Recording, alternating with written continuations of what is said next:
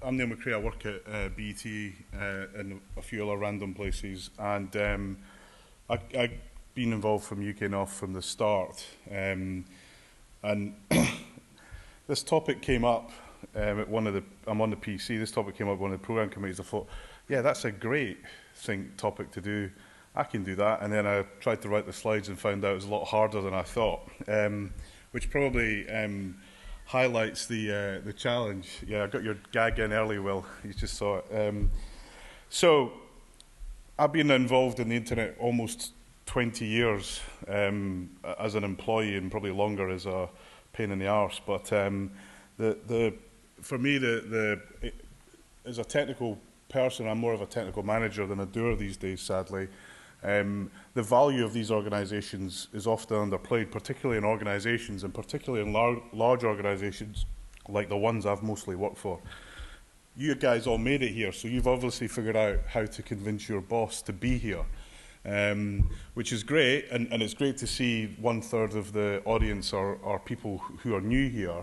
And I think what I'd ask those people is to kind of think about what you got from today, and kind of go back and actually evangelise about how we come together and do this stuff. If you think about how the internet exists today, it's because basically people locked themselves in a room and made it work. And there's a whole series of books now you can read about the early days of the internet if you Google it on Amazon. So what's our purpose? So Keith talked a little bit about this. It's the distillation of clue, sharing clue, actually also sharing when you were a bit clueless. And Paul Thornton did a great presentation on how not to do something. And actually those presentations are as valid as anything else. I think all of our organisations that we typically work for have a positive purpose in the internet and our industry. In BT, our purpose is to use the power of communications for good. That's as simple as that. And obviously the more that we can do by working together, the more we deliver on that purpose.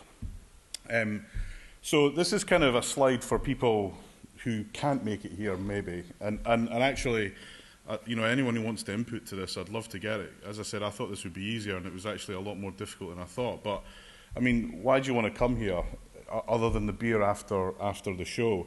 Talk to someone about peering. My major competitor is going to talk about his core network. Thank you, Sky. Vendor X is a senior person who's going to be there. We just had another OS bug. Anyone here from Juniper? Damn.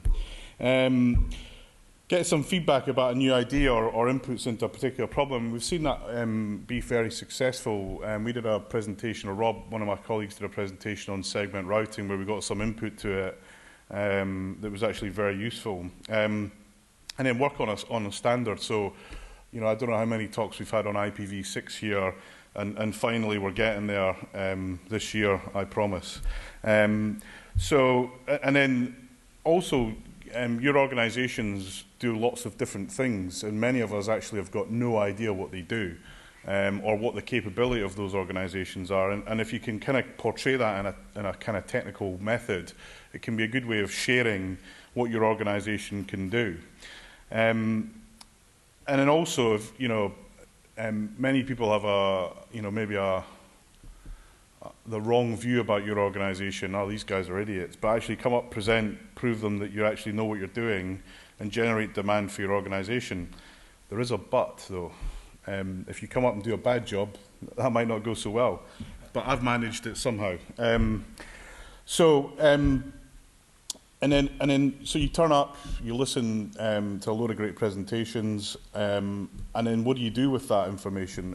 And kind of in my organisations where I've sent people to things, I've kind of insisted that they write it up, more so to focus what's important for our organisation, but also what's important for them personally. So, Company X are going to do Y. Great example of that was the IPv6 panel that we had in London a few months ago, might even been a year ago.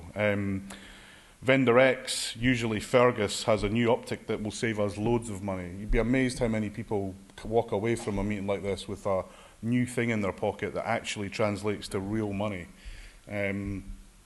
After speaking to Jim from Juniper, I found some horrible bug in a version of code, cancel the maintenance. I don't know how many times in the past I've learned from people about different parts of operating systems and different issues. Someone stands up and talks about an interesting problem. I think Ralph a few months ago spoke about some DNS challenges that I certainly found quite interesting. I managed to get peering with will.net, thank you, Will. And you know, peering's a key part of our connectivity and our approach, and I deal with a lot of peering issues here, usually by deleting the email, but often when I find that there's an issue, I deal with it, not all the time. And actually, the final one is actually I bumped into some guy. He's the sort of guy we're looking for. We should hire him. And I think certainly, if I look back at my own career, being engaged in meetings like this and trying to understand what's going on has absolutely helped me.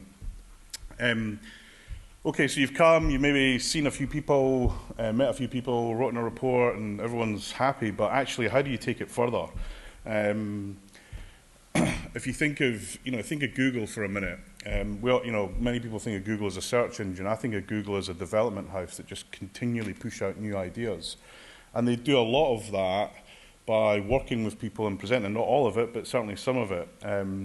If I think of my own organisation, BT, we do a lot in the standards groups to fix problems or come up with new ideas. And later on, I'm going to talk about something where we've put a lot of effort in to get stuff out. And this just doesn't apply to UKNOF, it applies to our industry as a whole. And actually one of our challenges, I feel, is that we're kind of losing the thread on valuable engagement of people coming together versus a load of political nonsense. More on that in the bar. I think,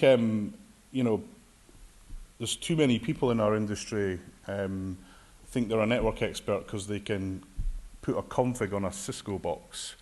And that's very frustrating. You need to understand the protocols. If you haven't got a copy of Stephen's TCP/IP Illustrated in this room, go buy it right now, because those are the sort of books. Certainly, it's a book that's over 10, actually maybe 20 years old now, but it's so valuable. And as a technical community and a professional technical community, I feel very strongly that we should learn and add value to our own beings so that we can add value to the internet world at large.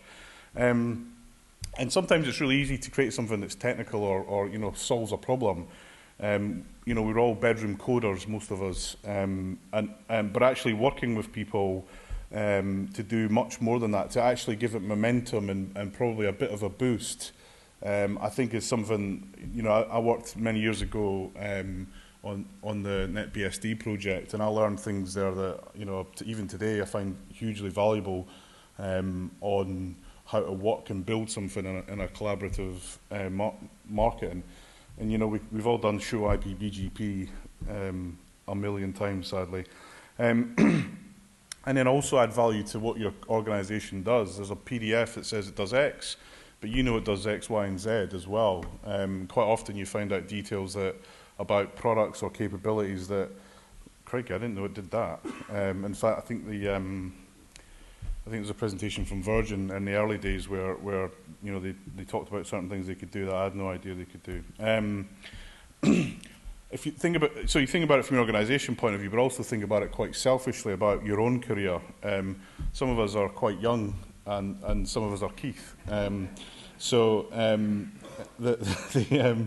was shocking.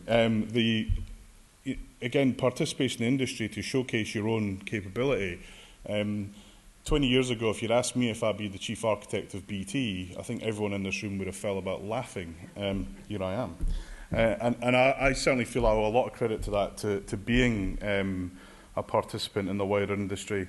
Some might say a pain in the ass, but it's because of my own purpose is to connect as many people as we can. But you've got great technical capability, and again, is it have you read CCNA Book 1, or are you going to read TCP/IP Illustrated Volumes 1, 2, and the very rare Volume 3?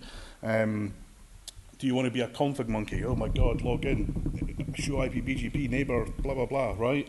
It's not actually that technical. In fact, in BT, most of the people we have doing that are non-technical people now. Speak to any of the larger organisations, either they've automated it or it's an administrative task. Meet with and work with great technical people. This has been, for me, I've been very fortunate to work with some fantastic people.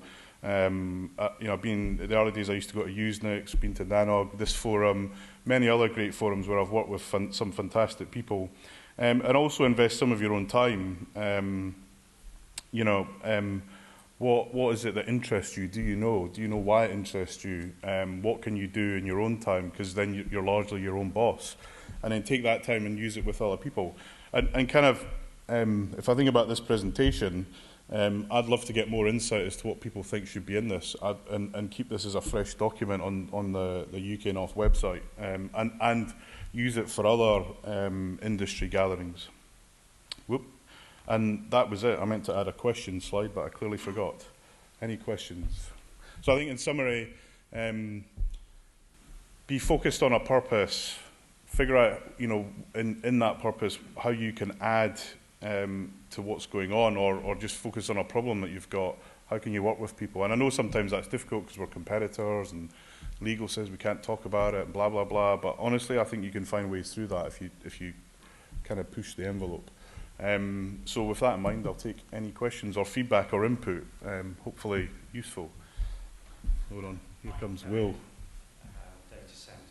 Mike. Neil, do you think there's something particular about this? Where are you, Mike? Wave. I'm over here now. Ah, okay, sorry. Do you think there's something particular about this community and industry which benefits from this kind of gathering? Absolutely.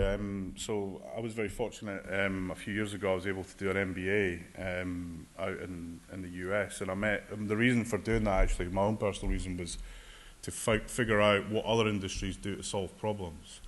And actually, what I found was, I think we're one of the few industries that gets together like this, and has, even though we're staunch competitors, we managed to work together in a way that I think is quite impressive, actually. If you think of the car industry, for example, in fact, a large manufacturer announced a new model last week, but to see it was a secret invitation.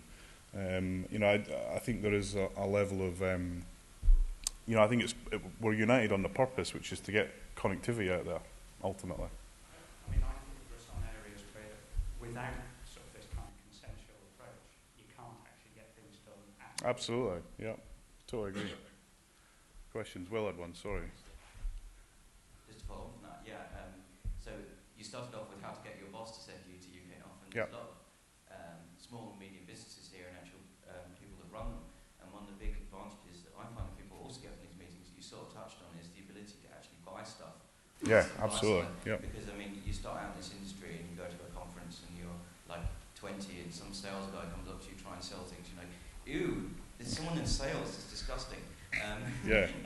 But then if you come along one day and you're like, I really need to buy this like 10 gig circuit from X to Y, and you can't find the right person, and there's a whole load of stuff on the supply side as well, which I think is. Yeah, I mean, look at our sponsors. These meetings happen because they sell stuff, guys, and actually, myself included, we often give sponsors a hard time, but they pay the bills. So I agree, and I think also it's again a good way of learning new products. So I totally agree with you, Will. I'll add that in. Yeah, just sometimes there's really sort of fortuitous, random conversations that come up, and I've just found it very useful as a point from talking. Yeah, Thanks. And actually, that's a good point. I mean, apart from the very early days of my own career, I've mostly worked for ginormous organisations, so I have a kind of a different take on that. It's a really good point. Any other questions? No. So who's going to write about what happened here when they get back and share it with their colleagues? Hands up. Yep, trip report. Well done. I look forward to seeing you at the next one. And again, I'd really like to get more input. As I said, when this idea came up, I thought, yeah, that'd be easy to do. Actually, it's quite difficult. So any input that you've got, I'd appreciate it. And if you've got a boss that needs someone to have a word with them, I can do that too. Thank you.